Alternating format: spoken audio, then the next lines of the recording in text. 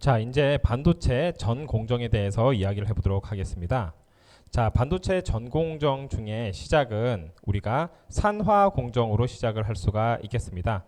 자, 산화 공정은 옥시데이션을 하는 것으로 실리콘 표면을 이제 그 옥사이드를 형성할 수 있는 뭐 산소나 아니면 물 같은 거를 이용을 해서 표면에 얇은 산화물 막을 형성을 하는 공정에 해당이 되겠습니다.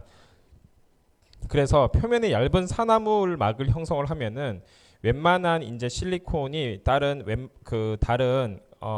리액턴트와 대비해서 이넥티브하게 되기 때문에 굉장히 표면을 선택적으로 우리가 원하는 부분을 예를 들어서 뒤에서 이제 회로를 만들 때 만들 수 있는 가장 밑바탕이다라고 이야기할 수가 있겠습니다. 자, 실리콘 산화물의 경우에는 실리콘 안에 실리콘 도펀트를 주입을 할 때 마스크 역할을 하게 됩니다. 실리콘 도펀트를 주입할 때 마스크 역할을 한다는 것은 무슨 뜻이냐면은 얘네가 실리콘이 있으면은 우리가 실리콘의 경우엔 진성 반도체에 해당이 되죠. 진성 반도체. 그런데 이 진성 반도체인 실리콘을 보론 또는 포스포러스와 같이 그 도펀트로 도핑을 하여서 외인성 반도체를 만들려고 할 때 이 외인성 반도체를 만들려고 할 때 우리는 딱 원하는 부분만 실리콘을 도펀트로 주입을 해가지고 주입을 해서 얘를 도핑을 시키고 나머지 부분은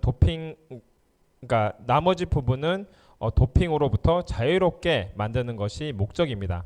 그런데 그 실리콘 산화물을 표면에 형성했을 경우에는 얘네들의 경우에는 보론이나 이런 포스포러스와 같은 그 도펀트에 반응을 하지 않기 때문에 쉽게 얘네들과 반응하여서 뭔가 이렇게 뭐 실리콘 보론 도프트 실리콘 옥사이드 이런 게 생기지가 않아요. 따라서 우리가 산화막을 실리콘 표면에 형성했을 경우에는 우리가 우선 외부의 반응물로부터 실리콘을 보호하고 그 다음에 이 산화막을 일부 에칭을 하여서 여기 표면을 도핑을 할 경우에도 일부분은 산화막으로 그대로 남아 있고 일부분은 이제 얘네들이 그 산화막이 제거된 부분으로 남아 있다라고 할 뒤에서 이제 그런 이야기를 할 텐데 할 때 선택적으로 얘를 표면을 이제 도핑시킬 수 있는 그러한 보호막의 역할을 할 수 있겠습니다. 자, 실리콘 산화물의 제조의 경우에는 얘네들이 자, 다음과 같이 산화막 SiO2를 이제 형성을 합니다. SiO2를 형성하는 과정은 고온 한 800에서 한 1200도씨에서 실리콘을 산소 또는 수증기와 실리콘 웨이퍼 표면과 화학 반응을 하게 되는데 그때 일어나는 반응식은 지금 두 가지가 가능합니다. 하나는 산소를 통해서 SiO2를 만들 수도 있고요.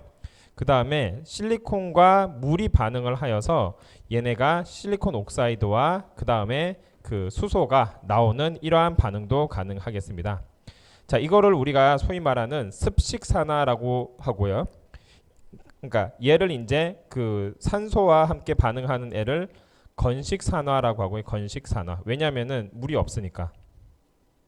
그 다음에 그 밑에 있는 수증기를 사용을 하여서 물과 반응하는 것을 습식산화다라고 이야기할 수가 있겠습니다.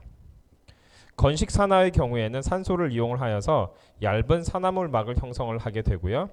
습식산화의 경우에는 그 수증기를 이용하여서 고속으로 두꺼운 산화막을 형성을 하는데 사용이 된다고 할 수가 있겠습니다. 즉 여기서도 볼 때 알 수 있듯이 반응성이 산소를 바로 반응하는 것보다는 물을 반응해서 하는 것이 훨씬 더 옥사이드 표면을 형성하는 데 유리하다고 할 수가 있겠습니다. 그래서 지금 습식산화의 경우에는 이 오른쪽에 있는 도면에 나와 있는데 여기에 있는 석영관이 있으면은 물을 일종의 버블링을 하게 됩니다. 얘네들이 이런 식으로 그 질소가 이렇게 들어가면은 어떻게 됩니까?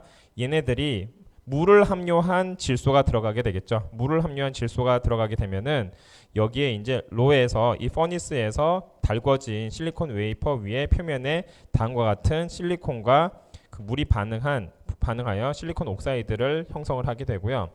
이게 되지 않고 만약 바로 여기서 얘를 이제 섞는 거죠.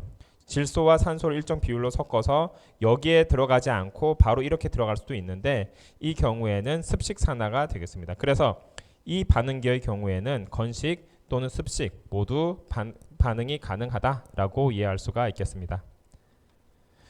자, 이제 본격적으로 노광 공정에 대해서 이야기를 해보도록 하겠습니다. 노광 공정이 굉장히 핫 이슈죠. 요새 노광 공정만큼 반도체 공정에서 가장 핫 이슈로 떠오르는 게 별로 없다라고 할 정도인데 왜 그러냐면은 노광 공정이 반도체의 선폭을 결정하기 때문이죠.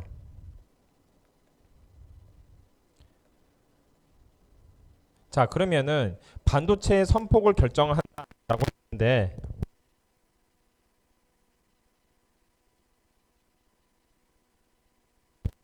반도체의 선폭을 결정하는 게 왜 중요할까요?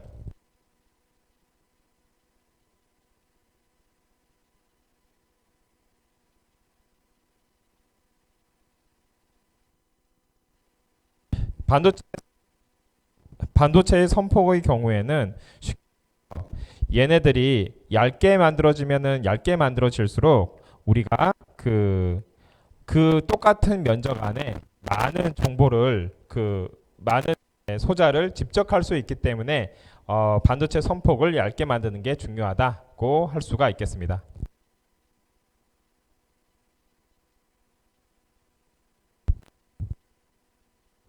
자, 그래서 우리가 이 노광 공정을 한번 살펴보도록 하겠습니다.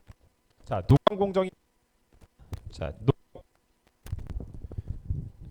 마이크 노광 공정이 뭐냐라고 한다면은 사진에서 렌즈로 들어오는 빛을 감광 재료에 비춰서 메이퍼 표면 위에 감광재에 기하학적 어떤 우리가 이전에 이야기했었던 마스크 있죠? 마스크에 따른 기하학적 형태의 패턴을 하도록 하는 것이 우리가 노광 공정이다라고 할 수가 있죠. 그래서 도펀트 주입 영역에 있는 산화물을 선택적으로 제거하는데도 노광 공정이 쓰인다라고 할 수가 있겠습니다.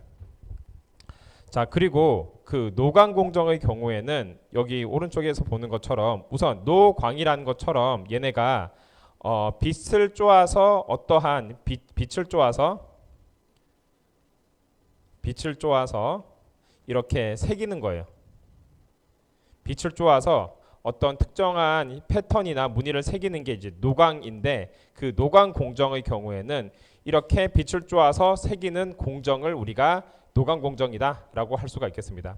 그러면 새기려고 하려면은 그 새기는 대상이 되는 마스크가 필요하죠. 그러면은 요게 이제 마스크죠. 그러면 이 마스크를 웨이퍼 표면에 정확히 이제 정렬을 시킨 뒤에 그 마스크를 통해서 도포된 감광막을 노광을 하기 시작합니다. 자, 그러면은 사진 공정은 그 뒤에 이제 사진 공정이 있는데 사진 공정은 마스크에 있는 설계 패턴 형상을 그대로 웨이퍼 표면에 옮기는 기술을 우리가 사진 공정이다라고 할 수 있습니다. 무슨 말이냐면은 여기에 있는 마스크의 이런 표면에 어떻게 새겨진 패턴이 있죠? 그런 것을 그대로 여기에 있는 웨이퍼 표면에 옮기는 것을 우리가 사진 공정, 그대로 찍어서 옮긴다라고 하는 것처럼 사진 공정이다라고 할 수가 있겠습니다. 자, 마스크 패턴은 이 웨이퍼 위에 도포한 관광제로서 웨이퍼 표면에 이런 식으로 패턴을 만드는 것을 우리가 마스크 패턴이다라고 이야기할 수가 있고요. 현상의 경우에는 특정 파장의 빛이 빛에 이제 웨이퍼가 노출됐을 경우에는 광화학 반응을 통해서 그 빛을 받은 부분이 특정이 되는 것. 어떤 부분이 빛을 받았고 어떤 부분이 빛을 받지 않았는지가 특정이 되는 것을 우리가 현상, 디벨로핑이다라고 이야기할 수가 있겠습니다.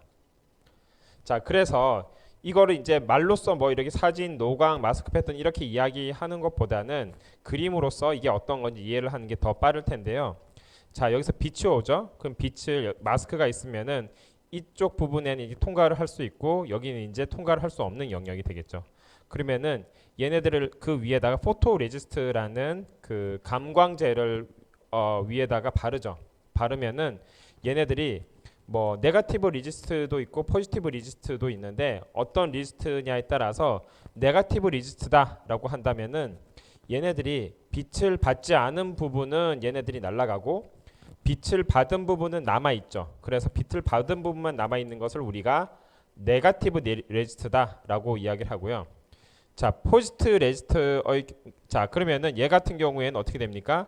그 빛을 받아서 얘네가 녹지 않게 만드는 게 네거티브 레지스트다라고 한다면은 포지티브 레지스트의 경우에는 빛을 받아서 얘가 녹게 만드는 거죠. 그래서 빛을 받은 부분은 녹아 없어지고 빛을 받지 않은 부분은 남는 거. 이게 바로 우리가 포지티브 레지스트다라고 이야기할 수가 있겠습니다. 자, 그래서 얘가 다시 정리하면은 그래서 그 우리가 혹시 사진 하는 친구들 보면 무슨 뭐 네거티브 이미지, 뭐 포지티브 우리가 일반적으로 보는 건 포지티브 이미지인데 그것을 이제 반전해 놓은 이미지가 네거티브 이미지인데 얘랑 똑같습니다. 그래서 얘 같은 경우에는 네거티브의 경우에는 빛을 받은 부분이 살아남고 빛을 이제 받은 부분이죠. 얘는 이제 그 얘가 이제 빛을 받은 부분이 되겠죠. 얘가 빛을 받은 부분이 살아남게 되고요.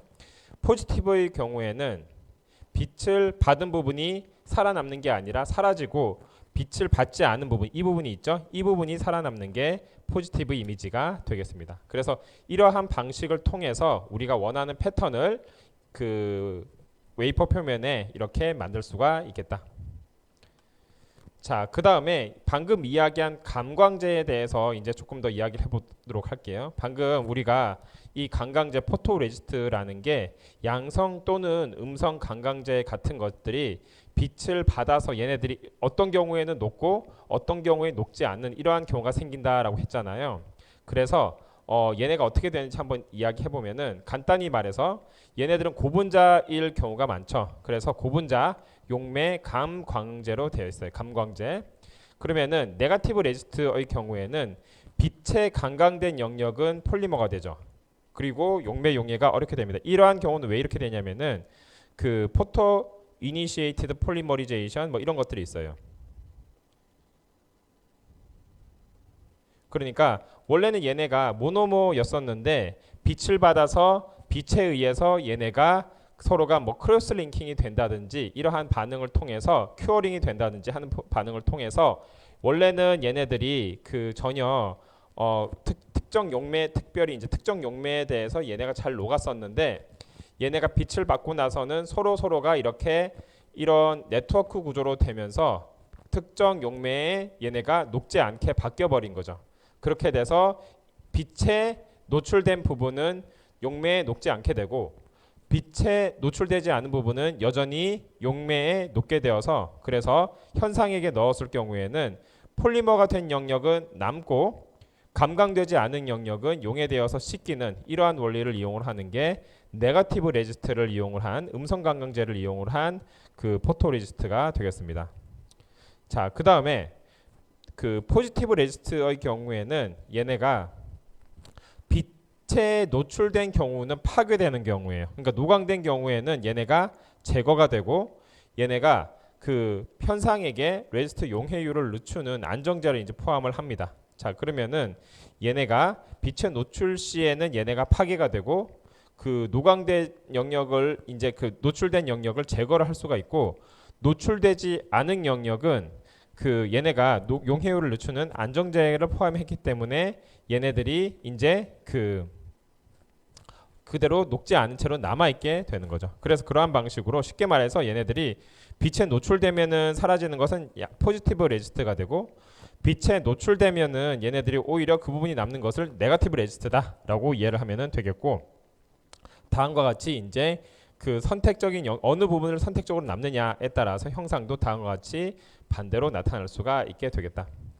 자, 그럼 여기서 사용하는 포토 레지스트의 경우에는 어떤 성분이 들어가냐라고 하면은 먼저 고분자이죠, 기본적으로. 그래서 그 빛 에너지에 반응해서 구조가 변경될 수 있는 뭐 폴리머리제이션이 되든지 아니면은 그 뭐 큐어링이 되든지 아니면은 그 포토 디소시에이션이 되든지 하는 광분해가 되든지 하는 반응을 하는 그러한 특정 빛에 관한 반응을 하는 고분자.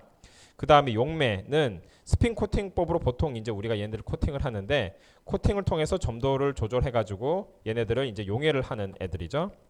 그 다음에 광감응제라고 하는데 노광을 했을 경우에 포토레지스트의 광화학적 반응을 조절 또는 수정을 할 수 있는 것을 우리가 광감응제다라고 하는데 얘들이 이제 이 세 가지가 주로 포토레지스트의 주요 성분이다라고 할 수가 있겠습니다. 자, 그러면은 자 우리가 포토레지스트까지 알았으니까 한번 그 다음 넘어가도록 해볼게요. 자, 이런 식으로 해서 얘네가 그 패턴을 표면에 할 수가 있는데 그렇다면은 얘네가 어떠한 얘네들의 팩터가 있느냐, 특별히 얘네들의 해상도, 리소그래피의 해상도에 어떠한 영향이 있느냐라고 한다면은 이 해상도는 K 람다라고 해서 얘는 람다는 렌즈랑 광마스크에 따른 팩터가 되고요. 람다는 뭐냐면은 그 빛의 파장이에요. 그러니까 무슨 빛의 파장이냐라고 하면은 주로 우리가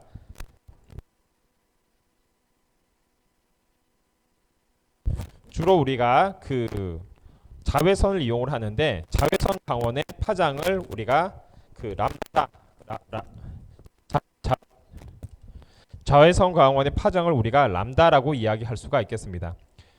우리가 가장 많이 현재 사용하고 있는 그 딥 UV의 경우에는 248 나노미터 또는 193 나노미터의 레이저 광원을 주로 사용을 하고요. 우리가 차세대 그 UV라고 하는 것들은 얘네들보다는 작은 그 짧은 단파장을 이용을 한다라고 할 수가 있겠습니다. 자, 우리가 지금 하고 있는 그 광노광 방식으로는 크게 세 가지가 있는데 하나는 접촉식, 그 다음에 근접식, 투사형 요 세 가지가 있겠습니다. 자, 접촉식의 경우에는 쉽게 말해서 얘네를 이런 식으로 접촉해서 하는 거죠. 이 광원이 있고요. 광원이 있고 여기에 있는 광학 시스템이 있죠. 광학 시스템이 있고 그 다음에 여기에 이제 그 밑에 마스크가 있죠. 그렇다면은 이거를 컨택을 해가지고 하는 것이 접촉식이 되겠고요. 그 다음에 어느 정도 여기에 이제 갭을 두는 거죠. 여기는 완전히 붙어 있죠. 붙어 있는데 얘는 여기 이제 갭으로 조금 떼어 있죠. 여기 얘는 붙어 있는데 얘는 갭으로 조금 떼어 있죠. 얘는 근접식. 그래서 접촉식의 경우에는 완전히 붙어 있으니까 분해 능력이 우수하고 하지만 먼지나 실리콘 입자에 의해서 마스크가 손상될 가능성이 있다. 그리고 감광제가 마스크가 부착이 될 수가 있다. 감광제와 마스크가 부착이 될 수가 있기 때문에 이로 인한 문제가 발생할 수가 있다. 자, 근접식의 경우에는 약간 이렇게 10에서 50 마이크로의 간격이 있기 때문에 가장 큰 장점은 마스크 접촉식과 달리 마스크의 손상이 방지가 된다. 자, 투사형의 경우에는 마스크가 웨이퍼로부터 좀 이렇게 그 거리가 있어서 마스크 손상이 없다라고 하는 것이 투사형의 그 특징이 되겠습니다. 자, 그렇다면은 마스크가 웨이퍼로부터 약간 거리가 있기 때문에 마스크의 작은 부분만 노출이 되게 되고 이러한 경우에는 분해 능력이 향상을 할 수 있다라고 하는 장점이 있겠습니다. 자, 그래서 이와 같은 방식으로 우리가 그 광노광 방법 접촉식, 근접식, 투사형 이런 거에 대해서 알아봤어요. 그러면 현재 사용하는 게 뭐다? 이러한 248 또는 193 나노미터의 레이저 광원을 사용을 하는데 현재 그러면 어떤 우리가 리소그래피가 어떤 문제가 있냐면은 다음 한번 보면은 잠깐만요.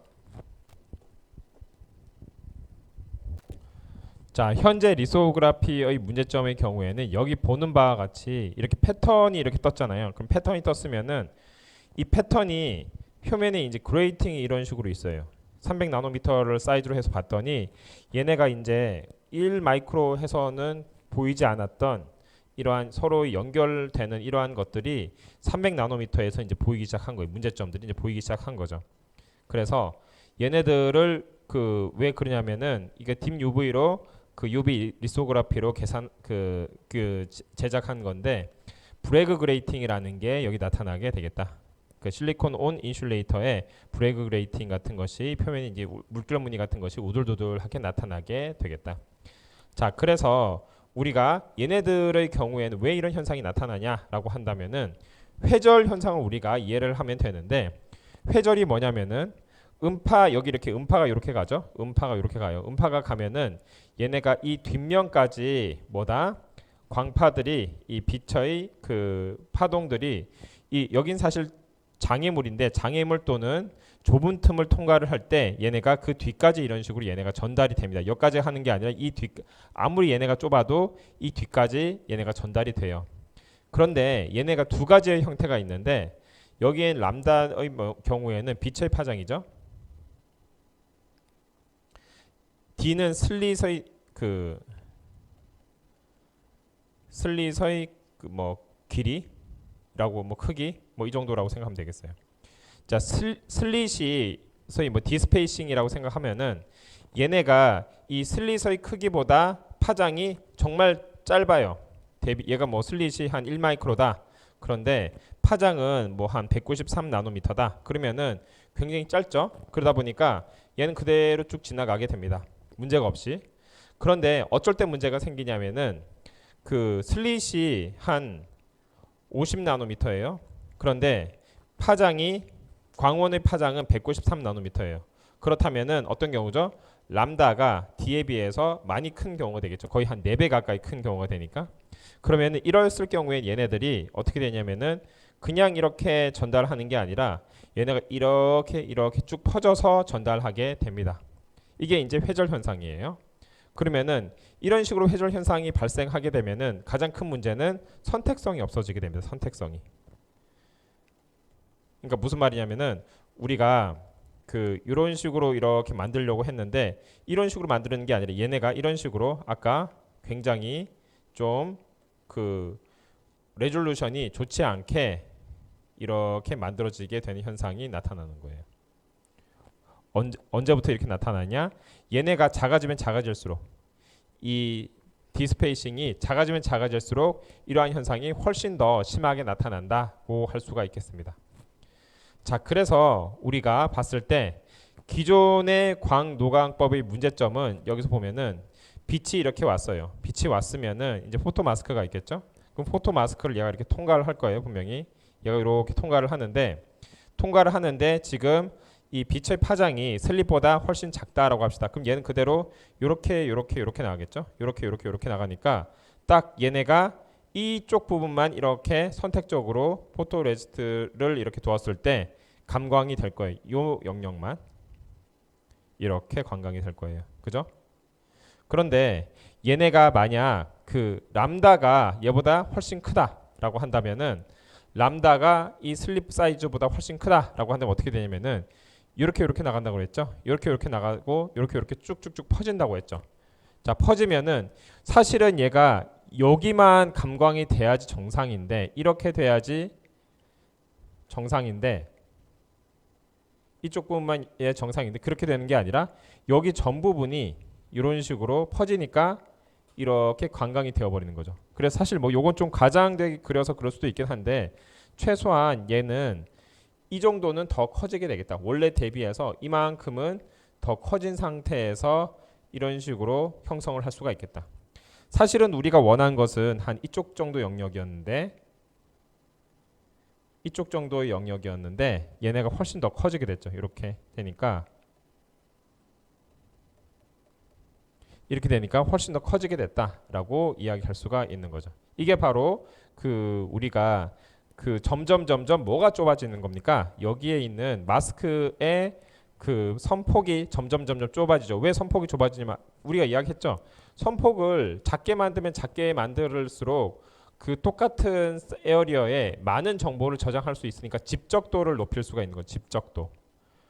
집적도를 높이려면은 선폭을 작게 만들어야 되는데 선폭을 작게 만들면 만들수록 어떤 문제가 생긴다? 이 레졸루션에 의한 회절 간섭 문제가 생긴다. 사업의 문제가 생긴다. 자, 그래서 이제 얘를 어떻게 해결할 것이냐의 문제에 이제 봉착하게 된 거예요.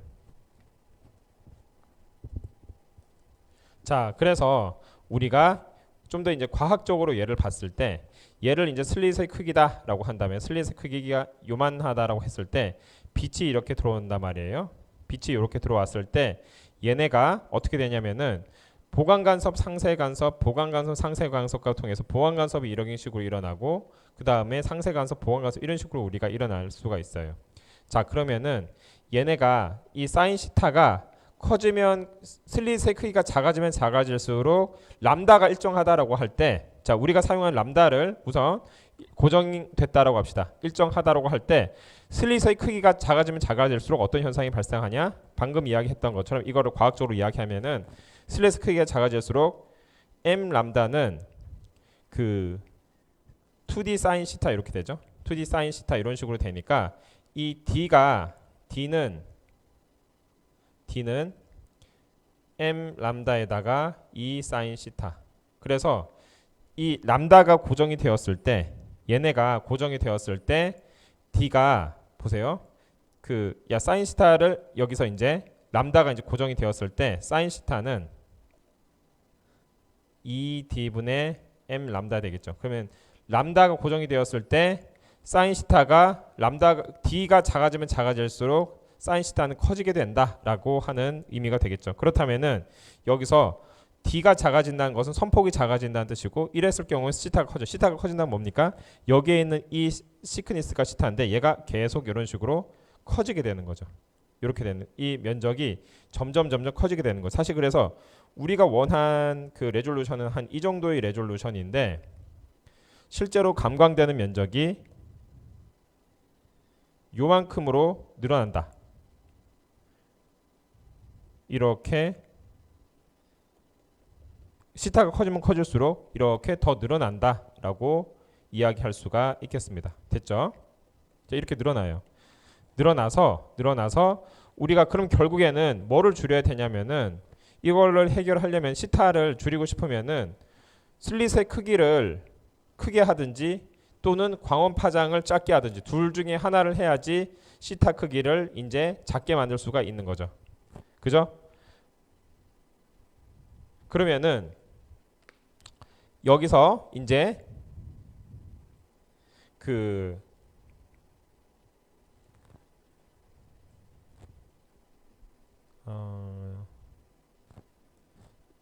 그래서 이제 우리가 취할 수 있는 초이스는 람다를 작게 만들거나 또는 슬릿을 크게 만들어야 되는데 지금 우리가 슬릿 사이즈는 계속 작게 만들어 가고 있는 추세이기 때문에 얘를 크게 만든다는 것은 말이 안 되기 때문에 결국엔 우리가 취할 수 있는 초이스는 뭐다?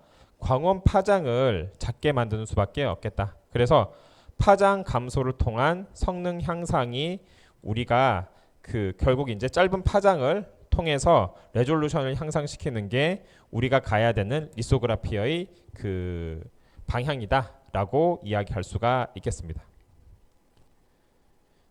자, 그러면은 여기서부터 한번 우리가 어떻게 해야 되는지 한번 이야기를 해보도록 할게요.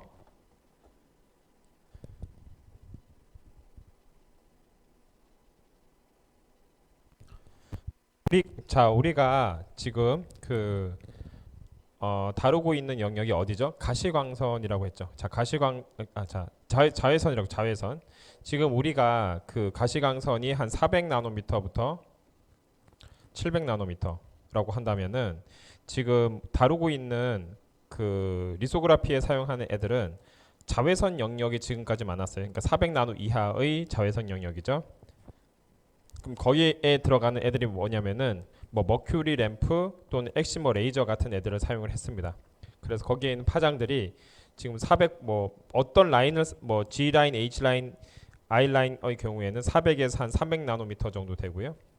이랬을 경우에 이제 우리가 250나노미터까지의 선폭을 만들 수가 있었고 그 다음에 엑시머 레이저라는 것을 이용을 하여서 우리가 153나노미터의 파장을 가지고 14나노미터까지 이렇게 만들었습니다. 사실 이렇게 14나노미터까지 만드는 것도 정말 사실 대단한 일이었던 거죠. 굉장히 많은 다른 중간에 이제 뉴턴링 이런 것들을 이용을 하여서 물에 접촉하고 많은 소위 말하는 이제 별의별 수단을 다 써가지고 여기까지 이제 구현을 하였습니다.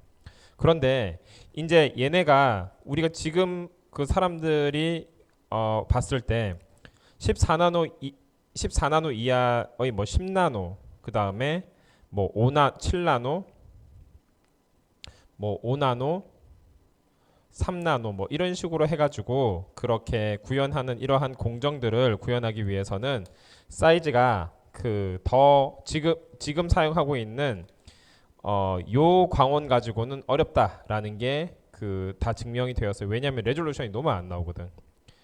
그래서 그 물론 TSMC에서는 7한 8나노에서 한 뭐 7나노 사이를 ARF 가지고도 어느 정도 구현을 했다라고 하는데 그것은 정말 정말 정말 뭔가 이제 아트에 가까운 수준이라고 보면 되겠습니다. 그래서 어쩔 수 없이 우리가 EUV를 사용하는데 이때의 경우에는 우리가 굉장히 초단파장에 해당하는 13.5나노짜리를 사용을 합니다.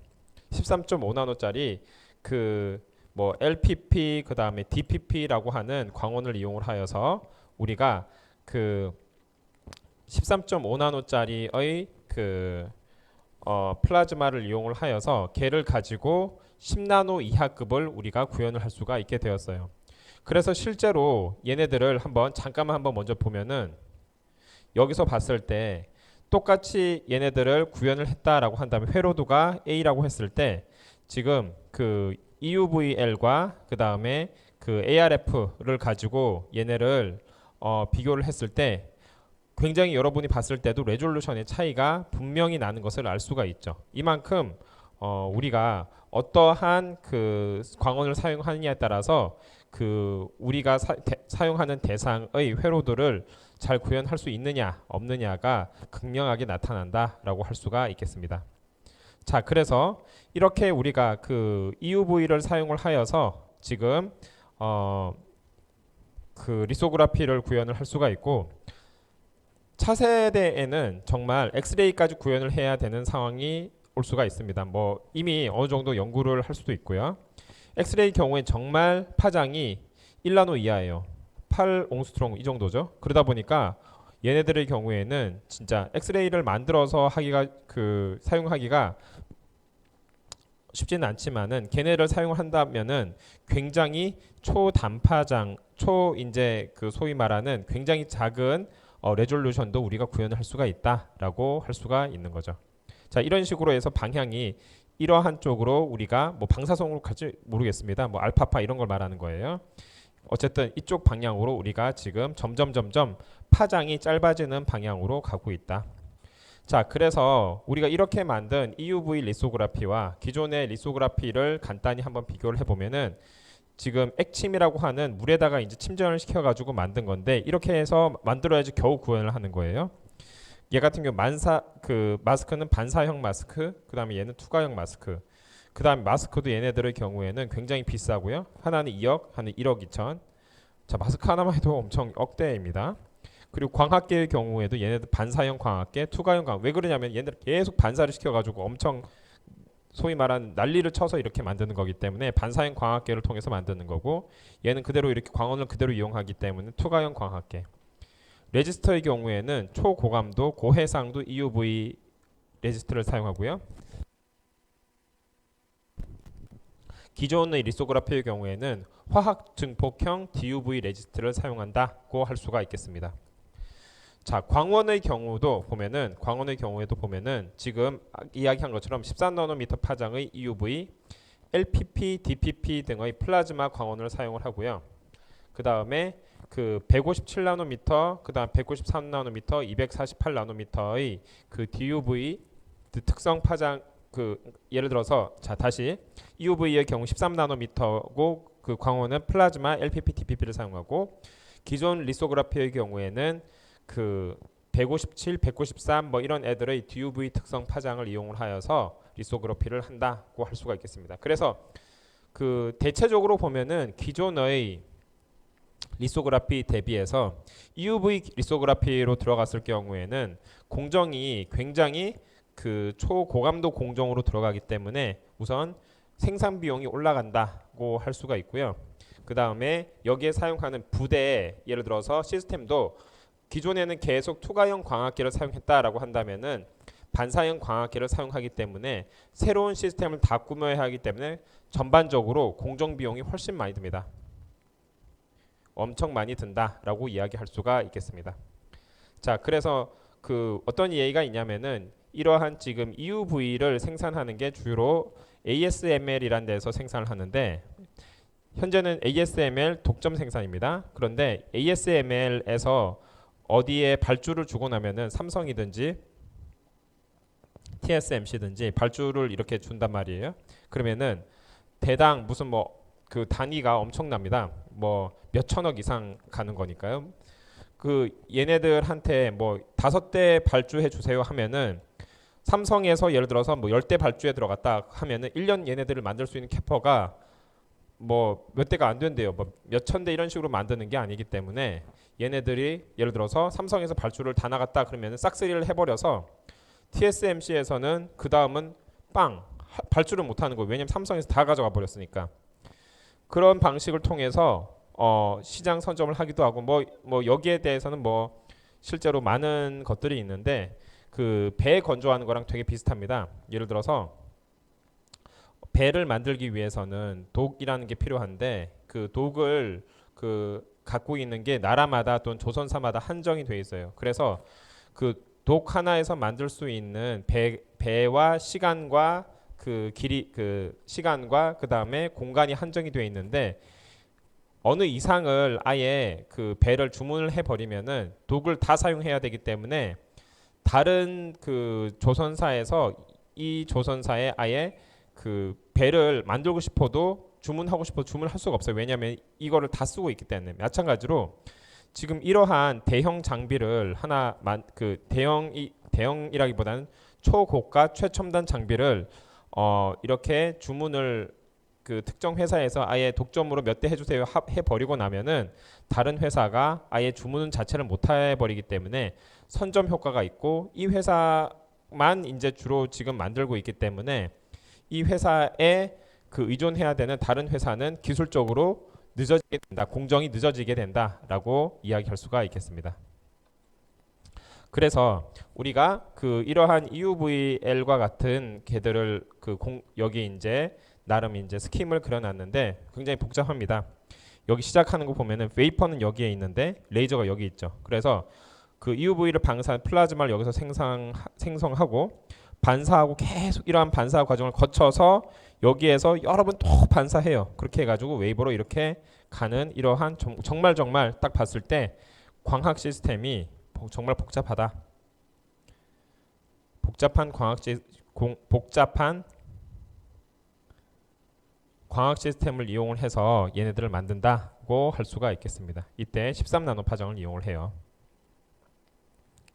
자, 그래서 그 이러한 시스템을 이용을 해서 우리가 그 좀 전에 보여줬던 것처럼 지금 그 회로도를 만들었을 경우에 다음과 같이 그 기존 공정으로 만들었을 경우에는 얘네들이 레졸루션이 별로 좋지가 않은데 그 지금 새로운 EUVL 공정으로 우리가 얘네들을 구현을 했을 경우에는 좀 더 그 하이 레졸루션으로 구현할 수 있게 되겠다. 이게 가장 큰 장점이 되겠고 문제는 또 다른 장점은 다른 문제는 뭐냐면은 얘를 뭐 이렇게 그 똑같이 뭐 한 10나노짜리를 구현을 하는데 그러니까 B의 EUVL로도 구현을 하고 그 다음에 지금 우리가 지금 EUVL 그 리소그라피가 이슈가 된 게 서브 10 나노미터 공정에서 기존의 그 ARF를 기반으로 한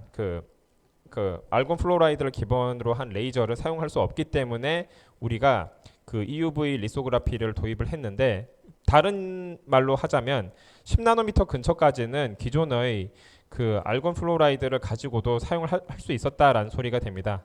그런데 얘네들이 지금 그 서브 10나노미터로 되면서 문제가 생겼기 때문에 지금 10나노미터 이하의 공정에서 우리가 비교를 해보자면은 10나노미터까지를 우리가 EUVL이나 ARF 두 개 다 이제 뭐 레졸루션이 뭐 그렇게 좋지는 않지만 어느 정도 구현을 했다라고 한다면은 이게 서브 10나노미터가 되고 한 8나노미터, 7나노미터가 됐을 경우에는 아예 얘는 사용을 할 수가 없어요. 얘밖에 사용을 할 수가 없습니다. 왜냐면은 지금 한 10나노미터 근처에서 이 정도 레졸루션이다라고 한다면은 얘네가 10나노미터 이하의 뭐 7나노, 지금 5나노, 3나노 뭐 이렇게 쭉쭉쭉쭉 내려가고 있는데 이러한 공정으로 가면은 훨씬 더 얘네들을 그 지금 구현하기가 더욱 더 힘들어지기 때문에 지금 그 시스템을 뭐 어떻게 막 많이 해가지고 침습 공정이 이런 걸 통해서 10나노미터까지는 구현했다 하더라도 이 10나노미터 이하로 내려갔을 때 이 시스템을 갖춘 회사와 갖추지 않은 회사 간의 그 공정에서의 격차는 더 벌어지기 때문에 반드시 우리가 그런 그 파운드리 업계 그리고 반도체를 제작한 업계에서는 이 EUVL을 갖췄느냐 갖추지 못했느냐가 결국에는 그 사업의 성패를 가른다라고 이야기할 수가 있겠습니다. 자, 여기까지 이제 우리가 노광 공정에 대해서 조금 길게 이야기했는데 이제 그 잠깐 그 오늘 여기까지 이야기하고 다음에 그 시각 공정에 대해서 이야기를 해보도록 하겠습니다.